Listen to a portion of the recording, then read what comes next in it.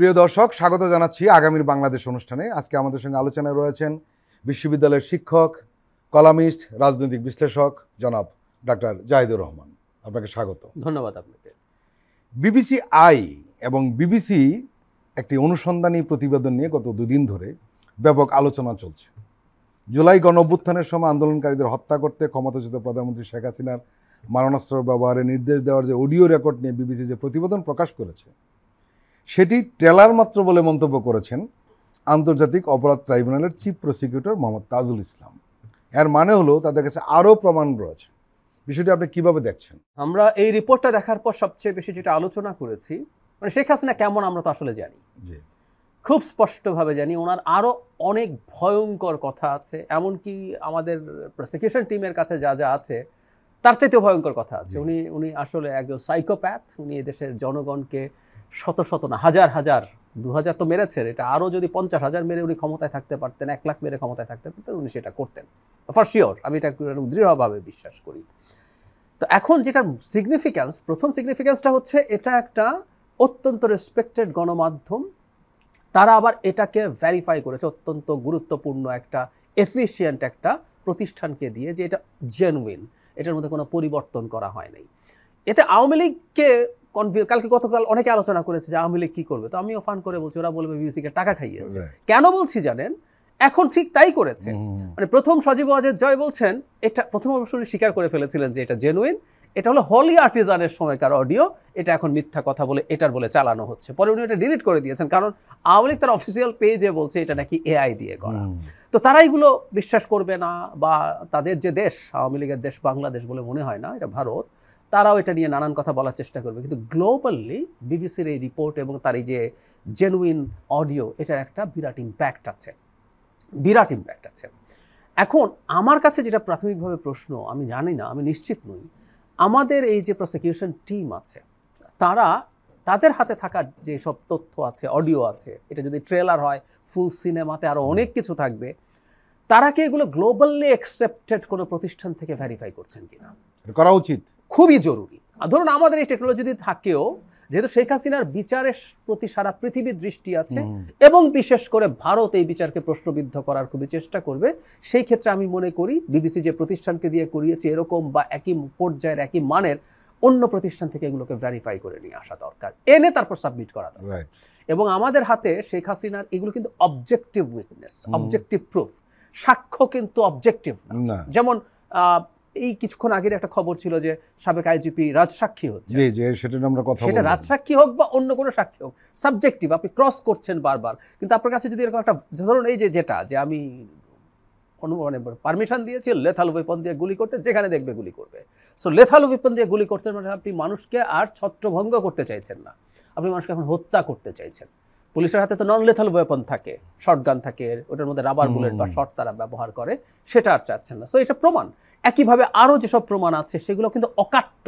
সুতরাং শেখ হাসিনার এই বিচারের জন্য অকাট্য প্রমাণগুলো বেশি জরুরি। কারণ হচ্ছে শেখ হাসিনা যেহেতু বাংলাদেশে আত্মসমর্পণ করেননি, তার অনুপস্থিতিতে বিচার হচ্ছে, এবং যেহেতু উনি অনুপস্থিত, তিনি নিজে লয়ার দিতে পারছেন না, সরকার তার হয়ে লয়ার দিচ্ছে। এখন সরকারি লয়ারকে নিয়েও প্রশ্ন তারা তৈরি করার চেষ্টা করবে। সুতরাং এই জিনিসগুলো আমি খুব সিরিয়াসলি চাইবো আমাদের প্রসিকিউশন টিম থেকে, তারা তাদের মতো করে আমাদের যে ক্যাপাবিলিটি আছে তারা সেটা চেক করুক, কিন্তু তারা গ্লোবালি অ্যাকসেপ্টেড, গ্লোবালি রেকগনাইজড, যেটা বিবিসি যে প্রতিষ্ঠানকে দিয়ে করিয়েছে, তারা খুঁটিনাটি বিশ্লেষণ করে জানিয়েছে, খুব দ্রুত সেটা বিশ্লেষণ করিয়ে আনা দরকার, এবং সেই প্রতিষ্ঠান থেকে তাদেরকে দিয়ে একটা সার্টিফিকেশন করানো, যে ওই প্রতিষ্ঠানও বলবে হ্যাঁ আমরা এই অডিওগুলো করেছি এবং আমরা প্রমাণ পেয়েছি এগুলো শেখ হাসিনার অডিও।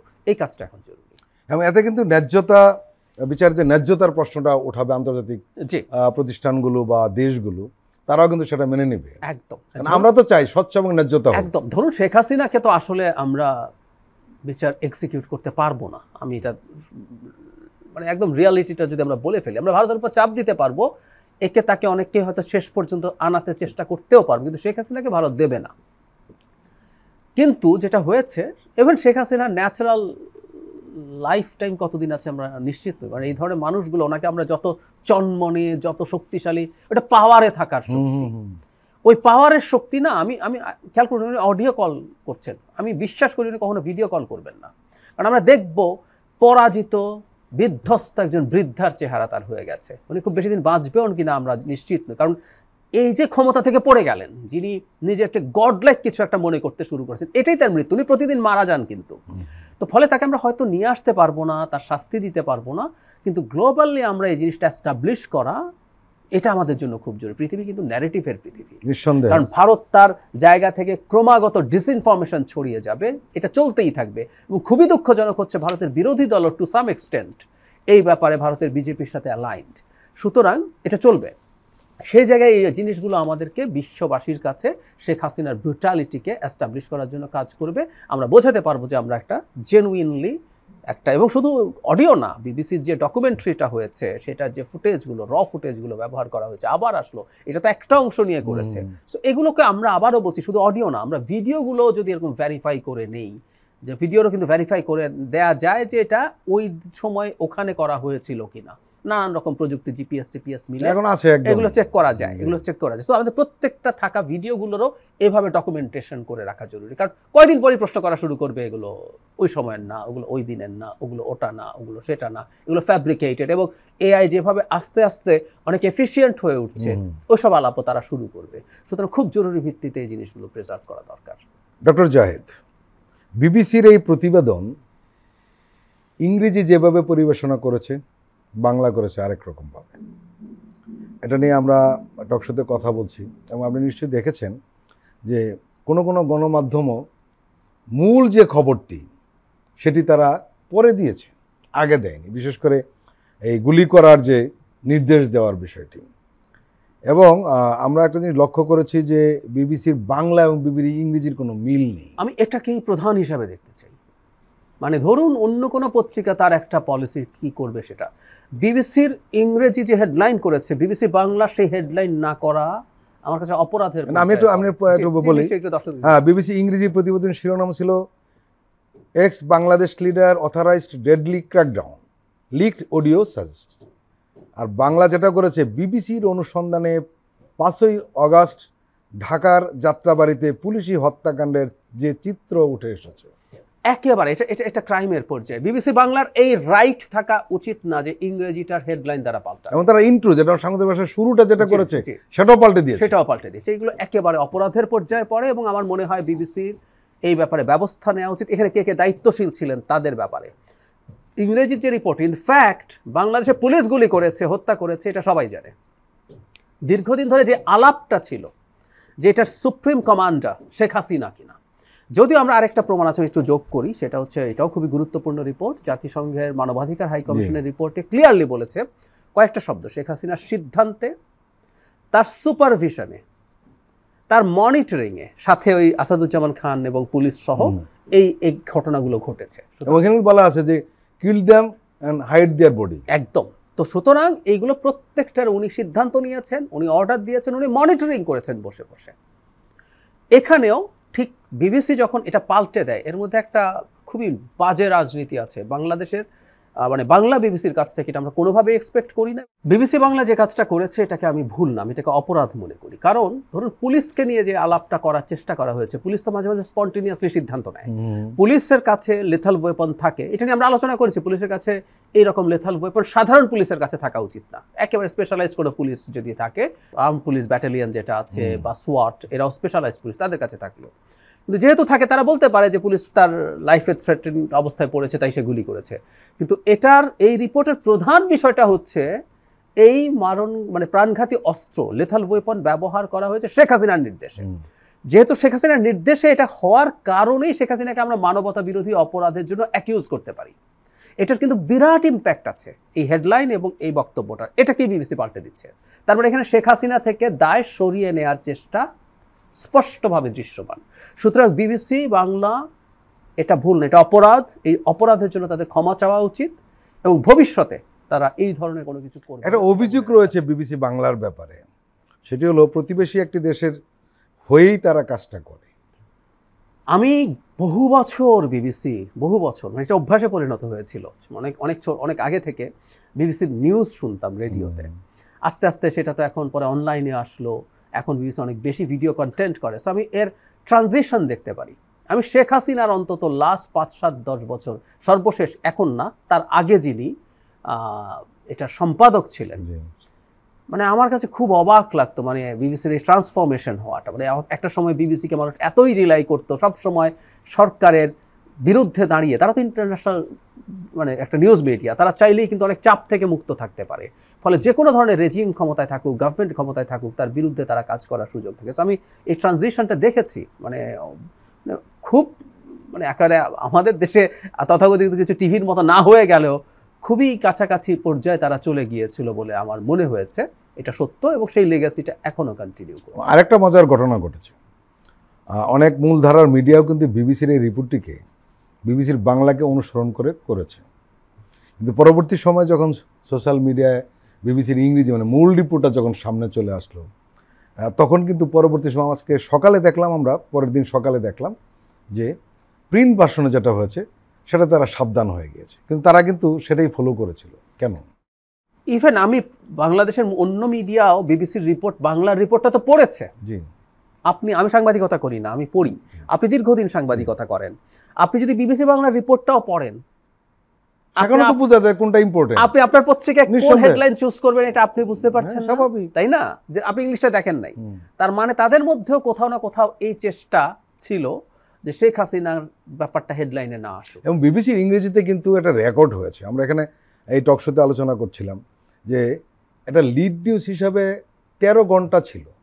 বিবিসির কোনো লিড নিউজ এত 13 ঘন্টা থাকে না, 2 ঘন্টা 3 ঘন্টা, খুব বেশি হলে 4 ঘন্টা তারা স্টিক করে রেখেছে। এর মানেটা হলো খুব গুরুত্বপূর্ণ তারা মনে করেছে, কিন্তু আমাদের দেশে ধরতেই পারে বা ইচ্ছা করে না। ইমপ্যাক্ট আছে বিবিসির এই রিপোর্ট, আবার অনেক টপ ইন্টারন্যাশনাল মিডিয়াতে এটা স্প্রেড করেছে। ইনফ্যাক্ট আমরা এটাই আমাদের জন্য সবচেয়ে গুরুত্বপূর্ণ বা দরকার। এটা ইনফ্যাক্ট বাইরে যাওয়াটাই অনেক বেশি গুরুত্বপূর্ণ ছিল, কারণ নানা রকম কথাবার্তা নানা দিক থেকে আছে। আর বিশেষ করে আমি বারবার বলছি, ভারতকে আমরা আন্ডার এস্টিমেট করি।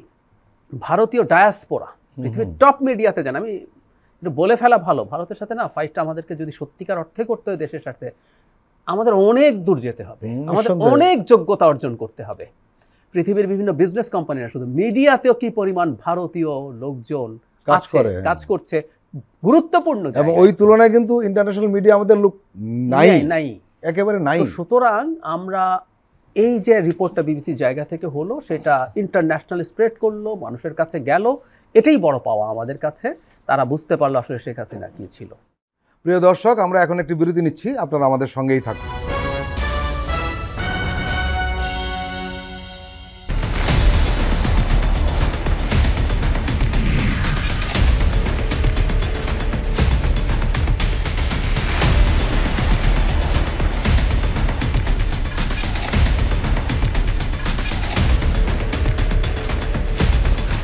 নিপীড়নের স্মৃতি, প্রযোজনা মোহাম্মদ হাসান রিয়াদ ও গোলাম মোর্শেদ। দেখবেন প্রতি শুক্র ও শনিবার সন্ধ্যা 7টায়।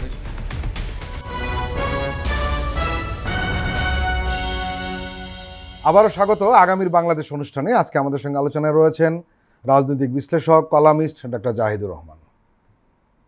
নিউজ পত্রিকার একটি শিরোনাম যে 5 reform reports put on back burner, অর্থাৎ 5টি সংস্কার প্রতিবেদন স্থগিত রাখা হয়েছে, এবং সেগুলো হলো স্থানীয় সরকার, স্বাস্থ্য, শ্রম, নারী ও গণমাধ্যম।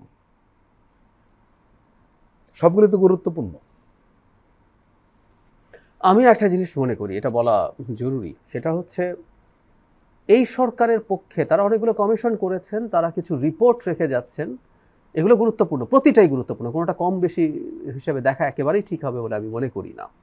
কিন্তু কতগুলো রিপোর্টের ক্ষেত্রে আসলে কনসেনসাস জরুরি না, বা এই সরকার ওভারওয়েলমড হয়ে যাবে, মানে এখানে 6টার পর 5টা আরও হয়েছে।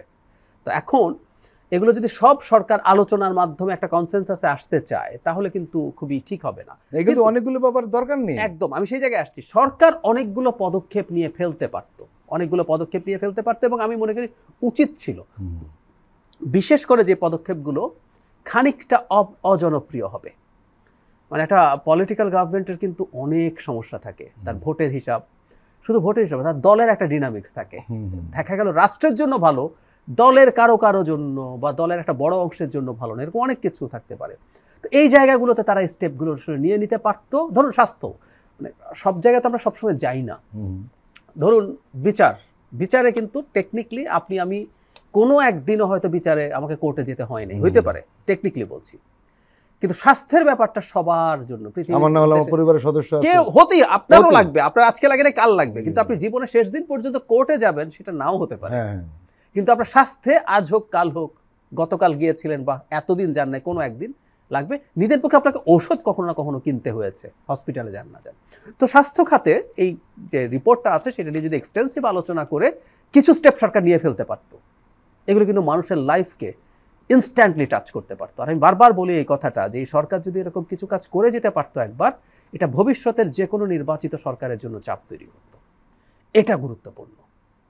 কিন্তু সরকার আরো জটিলতা করেছে। এই প্রতিবেদনে বলা হয়েছে যেমন স্থানীয় সরকার সংস্কার কমিশন, স্থানীয় সরকার সংস্কার কমিশন বলেছে যে একক আইনের মাধ্যমে ইউনিয়ন থেকে সিটি কর্পোরেশন পর্যন্ত সব প্রতিষ্ঠানকে শৃঙ্খলাবদ্ধ করা যায়, কিন্তু তা বাস্তবায়নের বদলে 4টি খসড়া অধ্যাদেশের প্রস্তাব করা হয়েছে। মানে জটিলতা বেড়েছে। বেড়েছে শুধু না, এখানে ওনার যেমন যেহেতু কথা আসলো, ওটা যে স্ট্রাকচারে স্থানীয় সরকারের কথা বলছে এটার সাথে আমি খুব স্ট্রংলি ডিসঅ্যাগ্রি করি। মানে ওনারা পার্লামেন্টারি সিস্টেমের মতো, মানে নির্বাচন হবে আসলে কমিশনারদের, নির্বাচন হবে মেম্বারদের, এরকম। তারপর তারা মিলে একজন চেয়ারম্যান বা মেয়র, তারা মেয়রের ব্যাপারে বলছে আর কি। মেয়র এবং নিচের টায়ারেও তাই, মানে কোথাও চেয়ারম্যান ইলেকশন হবে না, উপজেলা পরিষদে আগে সদস্যদের নির্বাচন হবে, তারপর তারা মিলে ইন্ডিয়াতে রয়েছে বোধহয় সিস্টেম, তারপর তারা মিলে একজন চেয়ারম্যান নিয়োগ করবেন। আপনি খেয়াল করুন, এগুলো আসলে খুব সাস্টেইন করবে না, এগুলো বাংলাদেশের স্থানীয় সরকারগুলো টিকবে না। মানে টেকনিক্যালি একরকম ভাবে সঠিক, কিন্তু এটা আলোচনায় ঢুকছি না, যে যুক্তি দেওয়া হচ্ছে এটা সঠিক যুক্তি না। যাই হোক, তো এটা হোক আর ওটা হোক, আমি প্রায় বলছি যে অন্তত কিছু কিছু জিনিস আমাদের করে যাওয়া এই সরকারের জন্য উচিত ছিল, আলাপ আলোচনা কম করে হলেও, এবং পুরো রিপোর্টও না, আপনি খুঁজে বের করুন এমন একটা রিপোর্ট, এমন একটা সুপারিশ যেটা বাস্তবায়ন করা যায় এবং বাস্তবায়ন করলে এটার প্রভাব মানুষের কাছে মুহূর্তেই চলে যায়। এরকম দু একটা পদক্ষেপ যদি তারা নিতে পারত, লাইফ সেভিং ঔষধ, এসেনশিয়াল ঔষধ, তার দাম নিয়ে যদি কিছু করেন, মানুষ ডাক্তারের কাছে যায়, সেই ক্ষেত্রে কি করতে পারেন আপনি, কমন একটা ইনভেস্টিগেশনের জন্য একটা কমন ফি ধরনের চিন্তা আপনি করতে পারেন কিনা, এরকম কিছু জিনিস যদি করে যেতে পারতো সরকার, এগুলো বরং একটা মাইলস্টোন হয়ে থাকতো। কিন্তু হয়নি। আমি সত্যিকার অর্থে বলি, সংস্কার নিয়ে যত আলাপ আলোচনা হচ্ছে, যেগুলো নিয়ে সরকার সিরিয়াস দেখায়, সেগুলোরও যেগুলোতে ঐক্যমত্য হয়েছে সেগুলোই তো বাস্তবায়ন করছে না ঠিক মতো। তো সংস্কার আসলে শব্দটা নিয়ে যে একটা প্রশ্ন উঠছে, যে এটা আসলে সরকার কি সত্যি সংস্কারে আন্তরিক, নাকি এটা আসলে এক ধরনের টাইম কনজাম্পশনের টুল, এই প্রশ্নটা তো ইললজিক্যাল না। আপনি নির্বাচন সংস্কার কমিশনে ছিলেন, আপনারা কিছু প্রস্তাব দিয়েছেন, সেগুলো আমরা লক্ষ্য করলাম যে কিছুটা ধীর গতিতে, এবং বরঞ্চ নির্বাচন কমিশন থেকে খুব অনাগ্রহ দেখা দিয়েছিল। ইদানিং আমরা লক্ষ্য করছি যে তারা আপনাদের অনেক বিষয় তারা গ্রহণ করছে, এবং আপনি নিশ্চয়ই জানেন যে জাতীয় ঐকমত্য কমিশন কিন্তু নির্বাচন কমিশনের সঙ্গে বসেছে, তাদের কিছু প্রস্তাব ছিল। এর মধ্যে একটা বিষয় আপনি এই টক শোতে অনেকবার বলেছিলেন যে নির্বাচনী হলফনামায় যে বিষয়গুলো আপনারা সুপারিশ করে এসেছিলেন, সম্ভবত সেগুলো বাস্তবায়নের পথে এগিয়ে যাচ্ছে। এই হলফনামার বিষয়টা আমাদের একটু বুঝিয়ে বলবেন? That was good. আপনি হলফনামা দেওয়া ছাড়া এখন আর প্রার্থী হতে পারবেন না, কিন্তু সমস্যা যেটা ছিল, আমরা গত নির্বাচনের সময় দেখলাম সাইফুজ্জামান চৌধুরী তার দেশের বাইরে, মানে মানুষের কত টাকা কিভাবে থাকতে পারে, দেশের বাইরে কয়েকশো বাড়ি, লন্ডনে, দুবাইতে, সব মিলে বোধহয় 630টা। আচ্ছা, তো উনি সেটা দেখানই নাই। এটা কে বের করলো? এটা বের করলো একটা প্রতিষ্ঠান, একটা এনজিও, ইন্টারন্যাশনাল একটা এনজিও, এটা বের করে জানালো। তো ওই ফর্মের মধ্যে আসলে খানিকটা সমস্যা ছিল, কিন্তু একই সাথে আমি বলছি, যদি নাও থাকতো, আলাদাভাবেও যদি থাকতো, বিদেশের আপনার সম্পত্তি দেন থাকলো, আজ পর্যন্ত এটা একটা জাস্ট দায় সারা ব্যাপার ছিল, এটার কোনো ভেরিফিকেশন ছিল না। আপনি এটা নিচ্ছেন কেন তাহলে? জাস্ট কোনো রকম একটা আনুষ্ঠানিকতা। সো আমরা যেটা বলতে চেয়েছি আমাদের সুপারিশে, হতে পারে নির্বাচনের আগে আপনি সব পেরে উঠবেন না, ইটস টাফ। নির্বাচনের পর আপনি র্যান্ডম স্যাম্পলিং করবেন, একদম গুরুত্বপূর্ণ আপনার ইনভেস্টিগেশন, সাথে দুদককে দিলে দুদক, প্রয়োজনে কোনো সিএ ফার্ম ভাড়া করে, যা আপনি কীভাবে করেন, ইটস আপ টু ইউ। এই জিনিসটা যদি যে কোনো পর্যায়ে প্রমাণিত হয়, 2 বছর পর প্রমাণিত হলো, ইনস্ট্যান্টলি তার সদস্য পদ চলে যাবে। এবং আমরা মনে করি, আমি বিশ্বাস করি, এটা আপনি নিশ্চয়ই অ্যাগ্রি করবেন, আপনি এভাবে যদি 2-4টা সদস্য পদ বাতিল করতে পারেন, মিথ্যা হলফনামা দেওয়ার টেন্ডেন্সি আর থাকবে না। এই প্রসঙ্গে আমি একটু যোগ করতে চাই, শুধু হলফনামা, আমি এটাকে আরো সিরিয়াস মনে করি। ঋণ খেলাপিরা নির্বাচন করতে পারবে না, তো করে কি সবাই জানেন? ব্যাংকের সাথে, সবাই তো বিরাট পাওয়ারফুল লোকজন। আলোচনাটা করে ঠিক আছে আমি একটা ইনস্টলমেন্ট দিই 1-2-3% রেগুলার করে না। রেগুলার করে ইলেকশন দিলাম, এরপর আবার বন্ধ করে দিলাম। আমরা স্ট্রংলি সাজেস্ট করেছি তার এমপি থাকাকালীন কোনো সময় তিনি ডিফল্টার হতে পারবেন না। যে মুহূর্তে ডিফল্টার হবেন তখনই ওনার পথ চলে যাবে। কারণ এই যে একটা চালাকি তো আছে, আপনি একবার কোনো রকমে পার হয়ে যেতে পারলে হয়, তারপর আবার বন্ধ, আপনি আবার লোন রিপেমেন্ট করে দিলেন, ঠিক আছে। কিন্তু আপনি যদি আবার 1 বছর পর যদি আপনার হয়, একটা নীতিমালা করেন যে ঠিক আছে তাকে আমি আবার কত সময় দেবো, এর মধ্যে যদি না হয় তাহলে আবার সে ডিফল্টার হলে বাতিল হয়ে যাবে। সো এইরকম কতগুলো টাফ কাজ যদি করা হয়, এই যে বলছি সব করতে হবে না, 1টা 2টো 3টা যদি এক্সাম্পল তৈরি হয়, আপনি দেখবেন এটা খুবই স্মুথ হয়ে যাবে। আরেকটা বিষয়, সেটি বোধহয় আপনাদের প্রস্তাব ছিল, সেটি হলো যে কোনো একটা আসনে, এটা আগেও নিয়ম ছিল জি, যে কোনো একটা আসনে যদি সমস্যা মনে করে তাহলে নির্বাচন কমিশন ওই টোটাল আসনের নির্বাচন বাতিল ঘোষণা করতে পারে। কিন্তু পরবর্তী সময় আওয়ামী লীগ সরকার এটা সংশোধনী আনে এবং তারা বলে খুব ফান যে 2-1টা কেন্দ্র বাতিল হতে পারে, টোটাল নির্বাচন বাতিল হতে পারবে না। অন্য জায়গায় নির্বাচন কমিশন নিজে এটা প্রপোজ করেছে, আমরা তখন সমালোচনা এটা করেছিলাম, হাবিবুল আওয়ালের কমিশন নিজে বলেছে এটা তুমি এরকম করো। মানে একটা কমিশন নিজের এত বড় ক্ষমতাকে, কারণ তারা গাইবান্ধা নির্বাচন কিন্তু বাতিল করেছে, নিজে এরপর এই ক্ষমতাটা তুলে দিয়েছে সরকারের কাছে। মানে অবিশ্বাস্য, তাকে যখন জিজ্ঞেস করা হয়েছে তারা বলছে না আমাদের ক্ষমতা কমে নাই, আমি এটার এখন ব্যাখ্যা দেব না। মানে আমরা একটা কমিশন এই কাজটা করেছে। মানে এই ঘটনাগুলো বাংলাদেশের ইতিহাসে, কিন্তু এটা হলে কিন্তু সবাই সাবধান হয়ে যায়, বিশেষ করে যার বিজয়ী হওয়ার সম্ভাবনা সবচেয়ে বেশি। অনিবার্য আমরা চাইছি কারণ আমরা ফ্যাক্ট যদি বলি, আমরা তো অনন্তকাল তত্ত্বাবধায়ক সরকার দিয়ে নির্বাচন করব না। এবং শুধু সেটা না, এই যে কেউ বলছেন, আমি আমার কমিশন, এটা একটু আমি অফ দ্য রেকর্ড না অন রেকর্ডই বলছি, কিন্তু আমি একটু পার্সোনাল অপিনিয়ন বলি। অনেকে মনে করছে মানে তত্ত্বাবধায়ক সরকার একটু লম্বা করে স্থানীয় সরকার নির্বাচনগুলো তার সময় করে ফেলা। আমি পছন্দ করি না এটা। ফরিদ ভাই, আপনার মনে আছে নিশ্চয়ই, আপনি আরও বেশি অবজার্ভ করেছেন, আমরা ওই সময় এত সিরিয়াসলি অবজার্ভ করি না, আপনি যেহেতু প্রফেশনেই ছিলেন। বাংলাদেশে নির্বাচিত 90 পরবর্তী সময়ে গণতান্ত্রিক সরকারগুলোর অধীনে স্থানীয় সরকার নির্বাচনগুলো ভালো হতো। অন্য দলের মেয়র হয়ে গেছে, উপজেলায় অন্য দলের চেয়ারম্যান হয়ে গেছে, একই দলের একাধিক প্রার্থী আছে। সো এই চর্চা যে আমাদের অভিজ্ঞতা নাই তা না, শেখ হাসিনার সময়ে এসে বিশেষ করে 14 পরবর্তী সময়ে এটা একেবারে জাপ্তা হয়ে গেছে। এরপর যখন দলীয় প্রতীক হলো তখন তো কথাই নেই।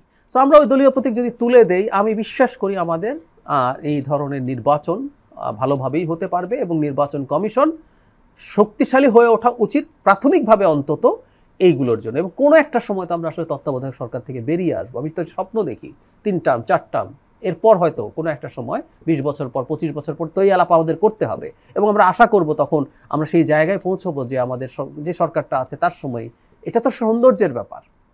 মানে আমরা দূরে যাচ্ছি না, আমাদের নেপালে, ভারতে, ভুটানে, শ্রীলঙ্কায়, মালদ্বীপসে প্রত্যেকটা জায়গায় ক্ষমতাসীন, মানে আমরা ইভেন ভারতেরকে সরিয়ে রাখি, ভারতের দীর্ঘদিন গণতান্ত্রিক চর্চা আছে, মালদ্বীপসে কু-টু হয়ে স্বৈরাচার কত ছিল, অথচ এই সর্বশেষ যে প্রেসিডেন্ট নির্বাচিত হলেন মজ্জুর আগে, ক্ষমতাসীন প্রেসিডেন্টের অধীনে নির্বাচন হয়ে বিপক্ষ জিতেছে, তাই না? তো এই জিনিসগুলো তো আমরা কোনো একদিন দেখতে চাই।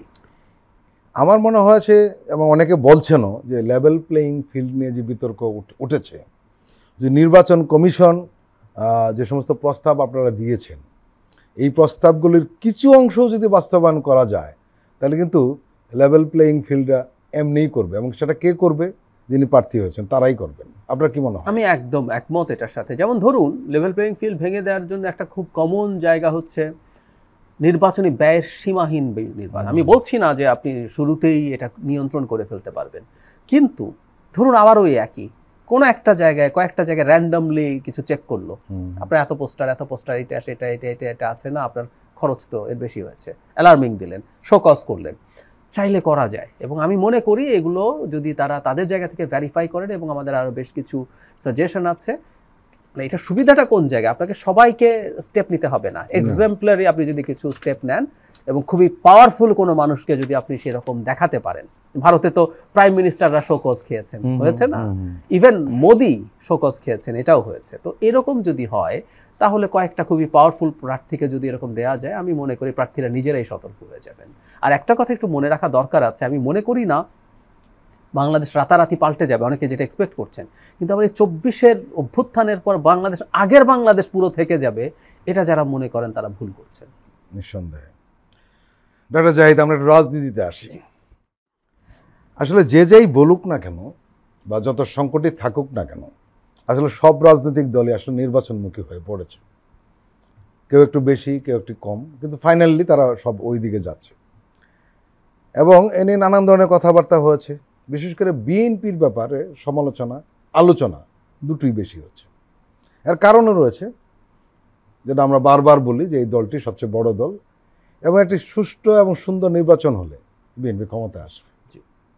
সেটা কত মেজরিটি আসলো না কি আসলো সেটা পরের প্রশ্ন, কিন্তু ক্ষমতা আসবে তারা, এটা আমরা ধরে নিতে পারি। যার কারণে বিএনপির সমালোচনা বেশি হচ্ছে। কিন্তু সংকটটা হচ্ছে অন্য জায়গায়। বিএনপির এমন কিছু নেতা যারা বিএনপির পরিচয় বহন করেন, তাদের এমন কিছু কথাবার্তা টকশোতে বলুন বা বক্তৃতা বিবৃতিতে বলছেন, যেটা নিয়ে ব্যাপক সমালোচনা হচ্ছে। এবং অনেকে মনে করেন যে প্রকৃতপক্ষে তারা বিএনপির উপকারের চেয়ে অপকার বেশি করছে। কিশোরগঞ্জের একজন নেতা ব্যাপারে ব্যাপক আলোচনা রয়েছে। এবং আপনি দেখেছেন নিশ্চয়ই, সেই কিশোরগঞ্জের জেলার বিএনপির সাংগঠনিক সম্পাদক হাজী ইসমাইল মিয়া, উনি যোগাযোগ মাধ্যমে ফেসবুকে তার নিজের অ্যাকাউন্টে একটা প্রতিক্রিয়া দিয়েছেন। এবং এর আগে প্রতিক্রিয়া দিয়েছিলেন কিশোরগঞ্জ সরকারি মহিলা কলেজ শাখা ছাত্র দলের সভাপতি। এর মানে হলো যে তারা উদ্বিগ্ন। এই বিবৃতি কিন্তু প্রমাণ করে শুধু বাইরের লোকেরা উদ্বিগ্ন না, তারাও উদ্বিগ্ন। এবং আরেকজন নেত্রীর ব্যাপারে কথাবার্তা আছে। আমার প্রশ্ন দুটো, একটি হলো তাদের বক্তৃতায় মনে হয় না তারা বিএনপিকে ধারণ করে, এক। দুই নম্বর হলো এত কিছু বলার পরও বিএনপির হাইকমান্ড চুপচাপ কেন? আচ্ছা, হাইকমান্ড চুপচাপ আছে কিনা আমরা নিশ্চিত না। কারণ হচ্ছে আমি কারণ বলি যে ওনাকে হয়তো চেষ্টা করা হয়ে থাকতে পারে, উনি সেটা শুনছেন না, হতে পারে। আর তাহলে পথ আছে হয়তো তাকে বহিষ্কার করে দেয়া। কিন্তু আমি আপনার সাথে এই জায়গায় একমত, মানে যে নেতার কথা উনি ইনফ্যাক্ট অনেক বেশি আলোচিত হচ্ছেন। আবার এটাও সত্য, আমি সাম্প্রতিক সময় তার কয়েকটা শেখ হাসিনার সময়কার ভিডিও দেখলাম। কেউ কেউ এখন ওটা সামনে আনছেন 22 সালে 23 সালে, মানে উনি শেখ হাসিনাকে রীতিমতো তুই তোকারি করে। এবং আপনারা জানেন না, জানি না, আপনারা জানেন যে আমার স্টুডেন্ট লাইফে উনি শেখ হাসিনার ব্যাপারে যেটা বলেছিলেন, তো বিখ্যাত একটা ডায়লগ ছিল যে শেখ হাসিনার সঙ্গে প্রেম করা চলে, রাজনীতি করা চলে না। উনি এই কথাও বলেছিলেন। কিন্তু এবং আমি একটু আসি, আমি ওই জায়গায় আসবো। 22-23-এ উনি যে ভাষায় শেখ হাসিনাকে হুমকি দিচ্ছেন বিভিন্ন সমাবেশে, তার একটা টাইপ আছে, আমি এটা বুঝতে পারলাম আসলে। আমার সামনে আবার ওনাকে আমি আগে এত ফলো করিনি, এই ওনার এই সমালোচনার পরিপ্রেক্ষিতে আবার ওগুলো সামনে আসে। জি জি, মানে এই ভাষায় শেখ হাসিনার বিরুদ্ধে খুব অল্প নেতাই, এমনকি তার দল যে দলটা তিনি করেন তার দলেরও অনেক নেতা এই ভাষায় কথা বলেননি।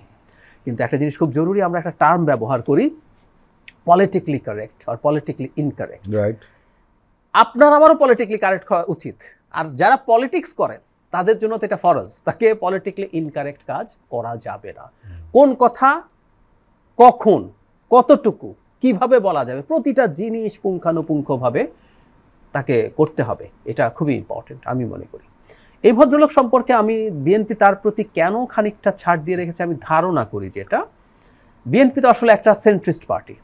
সেন্ট্রিস্ট পার্টিতে কি হয়, একটা স্পেকট্রাম থাকে, সেন্টার রাইট থাকে, কিছু ইভেন রাইটও থাকে, আবার সেন্টার লেফট থাকে, কিছু লেফটও থাকে, কিছু লিবারেল থাকে।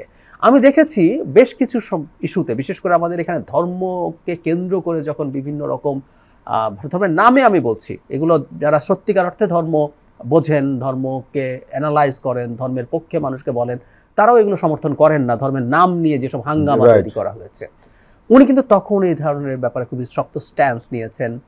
উনি একজন মুক্তিযোদ্ধা, মুক্তিযুদ্ধের পক্ষে আছেন। বিএনপি কিন্তু এখনকার ন্যারেটিভের মধ্যে মুক্তিযুদ্ধের বিপক্ষে যাওয়ার সুযোগ কি আছে? না, কিন্তু উনি এটাকে আরো অনেক স্ট্রংলি আনছেন। এখন আমি ওই জায়গাটায় আসছি, তারপরও উনি বহু কিছু বলছেন যেগুলো আসলে বিএনপির জন্য ক্ষতিকর হচ্ছে, আমি বিশ্বাস করি সেটা। কারণ হলো মুক্তিযুদ্ধ আনতে গিয়ে, যেমন ধরুন উনি যদি বলেন যে আওয়ামী লীগ ভালো, আমি রিসেন্টলি বলেছেন যে শেখ হাসিনা খারাপ, আওয়ামী লীগ ভালো, মানে 18 সাল থেকে রাতের সিল মারার থেকে মাই আর্গুমেন্ট ইজ আওয়ামী লীগ বলে কোনো পলিটিক্যাল পার্টি নেই। একটা ডাকাতের দল, একটা মাফিয়ার গ্যাংকে আপনি পলিটিক্যাল পার্টি বলতে পারেন না, ফুল স্টপ। 18 পর্যন্ত যদি টেনে টুনে তাকে ফ্যাসিস্ট বলেন, আমি কিন্তু 18 পর্যন্ত ফ্যাসিজম বলি, এরপর বলি মাফিয়া।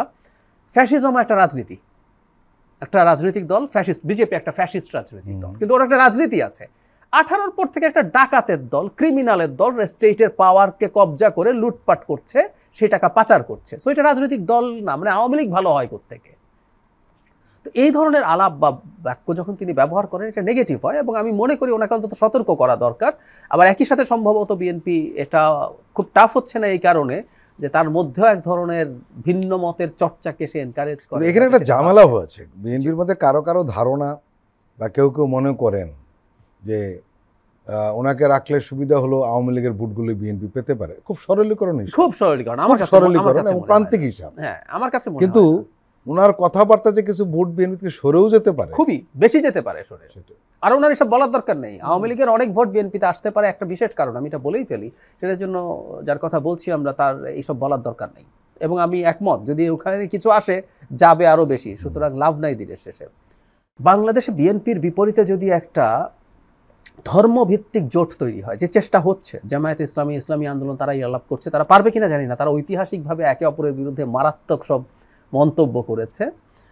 তারপরে আরও কমি মাদ্রাসা ভিত্তিক যেসব রাজনৈতিক দল আছে মিলে যদি হতে পারে, সো বাংলাদেশে যদি একটা ইসলামী আইডেন্টিটি ভিত্তিক একটা জোট অপোজিশন হিসাবে বিএনপির বিপরীতে, অপোজিশন এভাবে না বলে বিএনপির বিপরীতে প্রধান শক্তি হয়, বিএনপি স্পন্টেনিয়াসলি আওয়ামী লীগের অনেক ভোট পাবে। কারণ আওয়ামী লীগের মধ্যে একটা বিরাট অংশ লিবারাল, বিরাট একটা অংশ সেকুলার, বিরাট একটা অংশ সেন্ট্রিস্ট। তারা যেহেতু তাদের দল এখন সামনে নাই, তারা ওদেরকে ঠেকানোর জন্য হলেও বিএনপিকে এমনি ভোট দেবে। সুতরাং এটা করে দরকার। জোটের রাজনীতি যেটা আমরা বলছি, এই জোট হতে পারে, আমরা অনেক সময় আলোচনা করি এই জোট হতে পারে, আমার মনে হয় শেষ পর্যন্ত কোনো কিছুই ঠিক থাকবে না, যে কি হবে আমরা আসলে জানি না। খুব কঠিন, খুব কঠিন। কারণ হলো ধরুন এই মুহূর্তে আমি একটু খোলাখুলি যদি বলি, ইসলামী রাজনীতি করা দুটো দল, জামাত হলো সবচেয়ে বড়, তারপর যে দলটা আছে ইসলামী আন্দোলন, তাদের জামাতের সাথে শক্তির তুলনা করি না, কিন্তু তাদের একটা শক্তি আছে। আমরা বিভিন্ন সিটে বেশ কিছু জায়গা আছে, যেহেতু তাদের একটা পীরের মানে মুরিদরা বিভিন্ন জায়গায় গুরুত্বপূর্ণ সংখ্যায় আছেন, এবং আগে আমরা কিছু লোকাল গভর্নমেন্ট ইলেকশনে দেখেছি তারা ভালোই ভোট টোট পান বেশ কিছু এলাকায়। এখন সমস্যা হচ্ছে ওদের মধ্যে তো মারাত্মক ডিফারেন্স। এটা জাহিদ, আমি একটু খোলামেলা আপনাকে বলি এবং জানতে চাইবো আপনার কাছ থেকে, বাস্তব অবস্থাটা কিন্তু আলাদা রকমের। সেটি হলো যে হেফাজতে ইসলাম কোনো রাজনৈতিক দল নয়, কিন্তু আমরা ধরে নেই মামুনুল হক এটার প্রতিনিধিত্ব করেন। মামুনুল হক জামাত ইসলাম সম্পর্কে নেগেটিভ কিছু বলেন না, কিন্তু ওনার যুগ প্রবণতা যত না জামাত ইসলামের দিকে, তার চেয়ে বেশি কিন্তু বিএনপির দিকে। এনসিপির বিষয়টা আলাদা, আবার একটু আলাদা। সেটি হলো তারা আসলে জামাত ইসলামের সাথে যাওয়ার ব্যাপারে আগ্রহী নয়। হ্যাঁ, আমার এই মন্তব্য হয়তো কেউ রেগে যেতে পারেন, কিন্তু বাস্তবতাটা এইটাই। এবং শেষ পর্যন্ত এরকম আলাপতা আছে যে বিএনপির সাথে এনসিপির একটা নেগোসিয়েশন হতে পারে। কাজেই ওই ইসলামিক দলগুলো এক জায়গায় হয়ে যাবে, একটা কিছু হবে, এটা সম্ভাবনা বোধহয় তত না। আপনি কি মনে করেন? আমিও করি না। আমি ওই জায়গাটাই আসছিলাম। যেমন ধরুন আমি দুইটা দলকে কেন আনলাম, এখন ইসলামী আন্দোলনের দ্বিতীয় প্রধান ব্যক্তি কিছুদিন আগে খুবই বিখ্যাত একজন অ্যাঙ্কারের সাথে একটা ইন্টারভিউ দিয়েছেন দীর্ঘ সময়। সেখানে সেই অ্যাঙ্কার পড়ে পড়ে শুনিয়েছেন যে উনি কি কি মন্তব্য করেছেন জামায়াতকে নিয়ে। মানে ওনার মন্তব্য একেবারে এরকম যে জামায়াতের চাইতে ইসলামের কোনো বড় শত্রু আর নাই। হ্যাঁ জানি আমরা, টোলটা এরকম ভয়াবহ মন্তব্য আছে, ভয়াবহ সব মন্তব্য আছে। এখন হঠাৎ করে, এটা তো শুধু ওনার না, ওনার ফলোয়াররাও কিন্তু দীর্ঘদিন ধরে ওগুলো শুনেছেন। একটা কথা একটু বলি, ওই ভদ্রলোক, ওই নেতা ওই টক শোতে বলছেন যে আমরা এখন কৌশলগত কারণে হলেও একত্র হচ্ছি। আমি যদি ওনার দলের সদস্য, আমি প্রশ্ন করতাম, আপনি কৌশলগত কারণে কি, আপনার ভাষায় ইসলামের সবচেয়ে বড় শত্রু, আপনিও কিন্তু একটা ইসলামী রাজনীতি করেন, সবচেয়ে বড় শত্রুর সাথে জোট করতে পারেন, যেটা আপনি নিজেই বলেছেন, তাই না? এটা কি পারেন আপনি?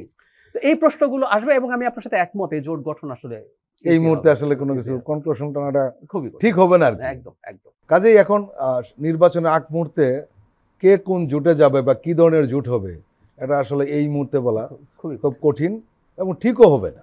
প্রচুর দর কষাকষি চলছে। ইনফ্যাক্ট খেয়াল করবেন, আমরা সামনে যে বলছি চাপ, এই যে এটা করবো না, এটা না হলে ইলেকশনে যাবো না, এগুলো কিন্তু আসলে চাপ তৈরি করে একটা আন্ডারস্ট্যান্ডিং বা একটা হিসাব নিকাশের মধ্যে যাওয়ার চেষ্টা। প্রিয় দর্শক, আমরা আবার একটি বিরতি নিচ্ছি, আপনারা আমাদের সঙ্গেই থাকুন।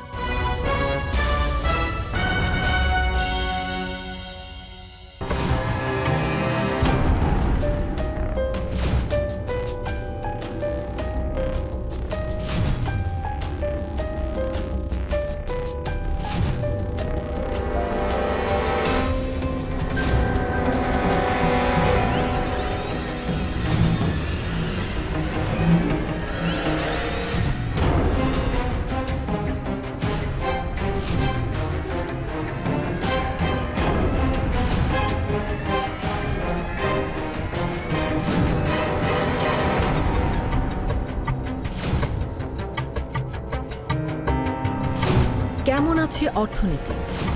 দেখবেন প্রতি সোম ও মঙ্গলবার রাত 10টা 20 মিনিটে।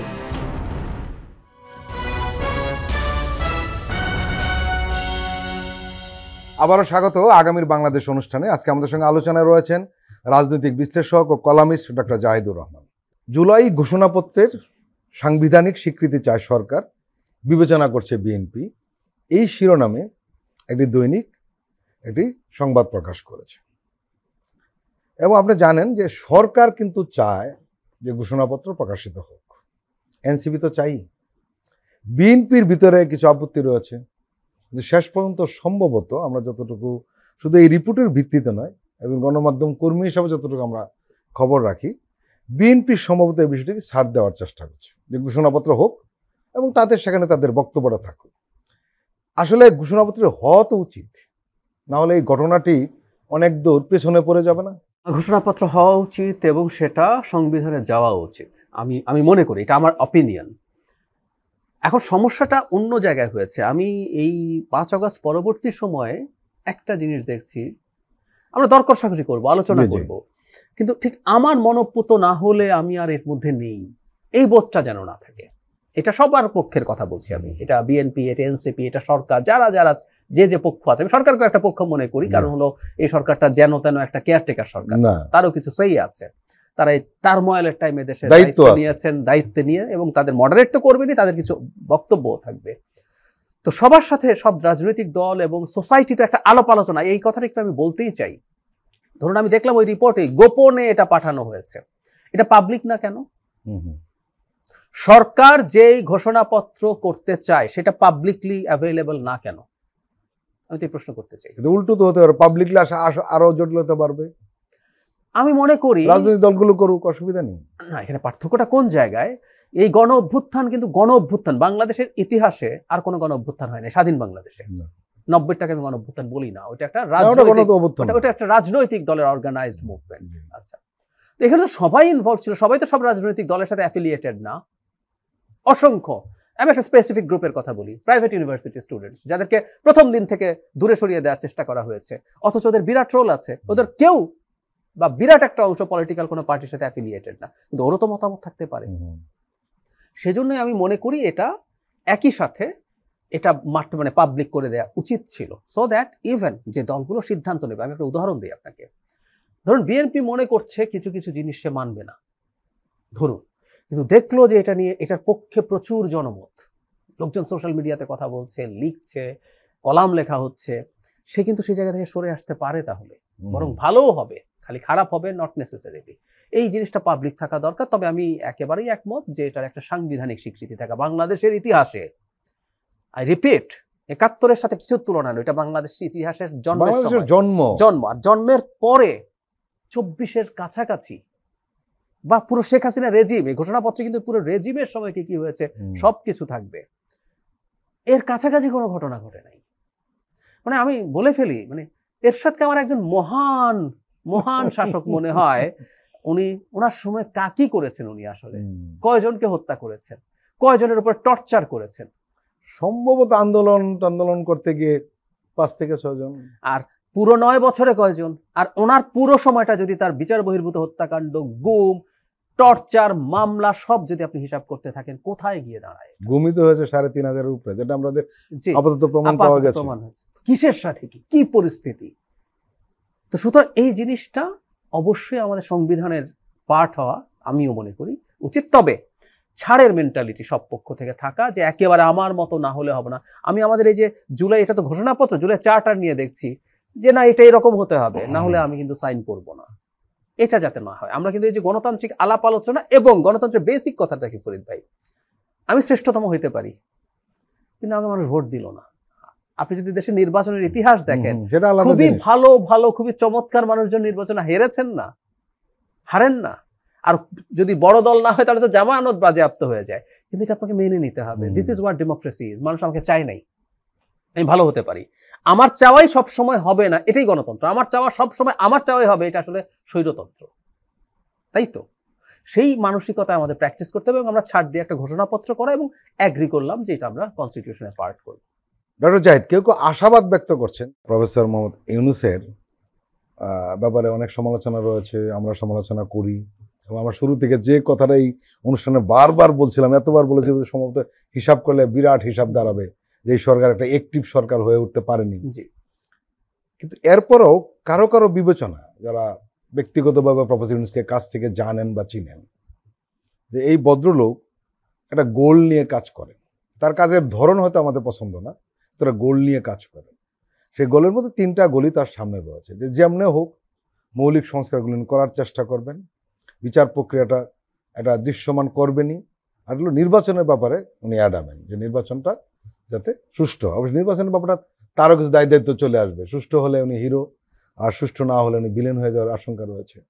আপনার কি মনে হয় এই যে অনেকের যে পারসেপশন, যারা তার কাছ থেকে চেনে, এরকম আলাপটা আমাদের সাথে অনেক সময় এই আলাপচারিতা তারা করেন, আপনার কি মনে হয়? আমার কাছে মনে হয় অন্য কিছু না, ধরুন উনি আমাদের যে দায়িত্ব নিলেন, মানে এভাবে আলাপ হয়, যেমন ওই যে লিও টলস্টয় তো নোবেল পায়নি, তো অনেকে এটা বলেন যে টলস্টয়কে যদি নোবেল দেওয়া হয়তো নোবেল গৌরবান্বিত হতো। নিঃসন্দেহে, তাই না? ব্যাপারটা এরকম না দিয়ে টলস্টয়ের ক্ষতি হয়নি, ক্ষতি হয়েছে নোবেলের, যে নোবেল টলস্টয়কে সম্মানিত করতে পারে। এখন আলোচনা চলছে, এখনো আলোচনা চলছে। 10 বা 11 বার শর্ট লিস্টে তার নাম ছিল, কিন্তু তাকে দেয়া হয়নি। ওই তখনকার পলিটিক্যাল ইস্যু আছে। ঠিক একইভাবে ডক্টর ইউনূস যদি আমাদের দায়িত্ব না নিতেন, কি আসতো যেত তার? উনি পৃথিবীতে হেন কোনো সম্মান নেই যেটা পান নাই, এটা তো ফ্যাক্ট। আমাদেরই কপাল। আমরা সব সমালোচনার পর, আমি কিন্তু এই কথা আবার বলি, এইটা আমি বারবার বলি, ওনার প্রচুর ক্রিটিক আমি করেছি, উনি আরো ভালো করতে পারতেন, ওনার টিম আরো ভালো, টিম ভালো না কারণ উনি টিম ঠিক মতো তৈরি করতে পারেন না, হলে আমরা আরো অনেক কিছু অর্জন করতে পারতাম। কিন্তু আপনি যদি আমাকে এখন বলেন যে আচ্ছা ঠিক আছে, আপনি তো দেখলেন উনি এই করবেন, 5 তারিখে আমরা রিওয়াইন্ড করি, আপনি কি ডক্টর ইউনূসকে চেঞ্জ করবেন? উত্তর হচ্ছে না, আমি ডক্টর ইউনূসকে আবারও চাইবো। কারণ আমাদের এই জায়গায় আমরা আছি, আমরা এখনো মোটামুটি ঐক্যবদ্ধ আছি। আমরা যদি তুলনা করি, এই বাংলাদেশের যে আপরাইজিং হলো, এটা তিউনিসিয়া মডেলের সাথে মেলে। তিউনিসিয়াতে পোস্ট আপরাইজিং কি হইল, তছনছ। ইজিপ্টে কি হলো, আরো বেশি তছনছ। তো সেই তুলনায় কিন্তু আমরা এখনো যদি চিন্তা করি, আমাদের অনেক ভালো জায়গা আছে। তো আমি এটা বিশ্বাস করি, এখন সেই জায়গাটাতে আসছিলাম। আমিও মনে করি না, কিন্তু আমি একটা সন্দেহ প্রকাশ করে রাখবো, আমিও মনে করি না তিনি তার এই সম্মান নষ্ট হয়, সম্মান নষ্ট করে উনি এখান থেকে যাবেন, এরকম কিছু তার দিয়ে হবে না। কিন্তু একটা কিন্তু আছে, অনেক ক্ষেত্রে আমার কাছে না অ্যাডমিনিস্ট্রেটিভলি তিনি খুব টাফ আমার মনে হয় না। এটা একটা বিপদের জায়গা। যেমন আওয়ামী লীগ নিষিদ্ধ করা নিয়ে আমার কোনো সমস্যা নেই, কিন্তু প্রফেসর ইউনূস যে আওয়ামী লীগকে নিষিদ্ধ করতে চান নাই, এটা কিন্তু তার বক্তব্য আছে, কিন্তু উনি কি পারলেন শেষ পর্যন্ত টাফ থাকতে? পারলেন না। এখন ইলেকশন নিয়েও যদি এই ধরনের কোনো ঘটনা কেউ না কেউ ঘটানোর চেষ্টা করে, নানান রকম করবে, আর ক্ষমতার ভর কেন্দ্র কিন্তু অনেকগুলো এই মুহূর্তে কিন্তু এখন এক জায়গায় নেই। এবং আপনি জার্নালিস্ট হিসেবে আরো বেশি খবর রাখেন যে বিভিন্ন দিক থেকে বিভিন্ন চেষ্টা হচ্ছে, বিভিন্ন বেনিফিশিয়ারি আছে, আন্তর্জাতিক চক্রান্ত আছে, সবকিছু মিলে বাংলাদেশ একটা সুন্দর স্মুথ গণতান্ত্রিক জায়গায় যাক, এটা অনেকেরই ভালো লাগবে না। ইতিমধ্যে কিন্তু একটা প্রশ্ন উঠছে, চীনের দিকে আমরা বেশি ঝুঁকে পড়ছি কিনা, এই প্রশ্ন এসছে। সেই জায়গায় তিনি যথেষ্ট টাফ থাকতে পারবেন কিনা, আমার কাছে সেটা একটা প্রশ্ন আছে, এবং আমি আশা করতে চাই উনি টাফ থাকবেন। মানে উনি তো আসলে একটা রাষ্ট্রের এই জায়গায় আসা শুধু না, এর চেয়ে খারাপ কোনো সময় বাংলাদেশের ইতিহাসে আবার আসে নাই। মানে একটা সরকারের দায়িত্ব নেওয়ার জন্য বাংলাদেশের ইতিহাসে এরকম কোনো পরিস্থিতি আসে নাই। আমরা যদি সবচেয়ে খারাপ স্বৈরশাসকের পতন দেখি 90 সালে, এরশাদ দেশে ছিলেন, দেশে থেকে জেলে গেছেন, তার নেতারা দেশে ছিলেন, তারা নির্বাচন করেছেন, 3 মাস পরে 5 আসন থেকে নির্বাচিত হয়েছে, তার দলের নেতারা আরো বাকি 30টা আসনে জিতেছেন, দেশের পুলিশ পালিয়ে যায় নাই। সেই তুলনায় একেবারে ধ্বংসপ্রাপ্ত একটা স্টেটের দায়িত্ব তিনি নিয়েছেন। কাজটা কঠিন, কিন্তু করতে হবে, উনি তো নিয়েছেন।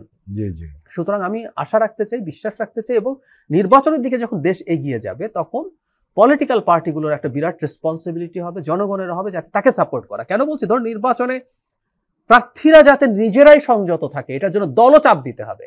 কারণ অনেক বেশি টাফ পরিস্থিতি হলে পুলিশ বা আইন শৃঙ্খলা রক্ষাকারী বাহিনী সেটা হয়তো ম্যানেজ করে উঠতে পারবে না। সো এটা একটা এক্সট্রাঅর্ডিনারি টাইম। একটা কথা বলে যে extraordinary time requires extraordinary measures, extraordinary টাইমে এক্সট্রাঅর্ডিনারি স্টেপস নিতে হয়।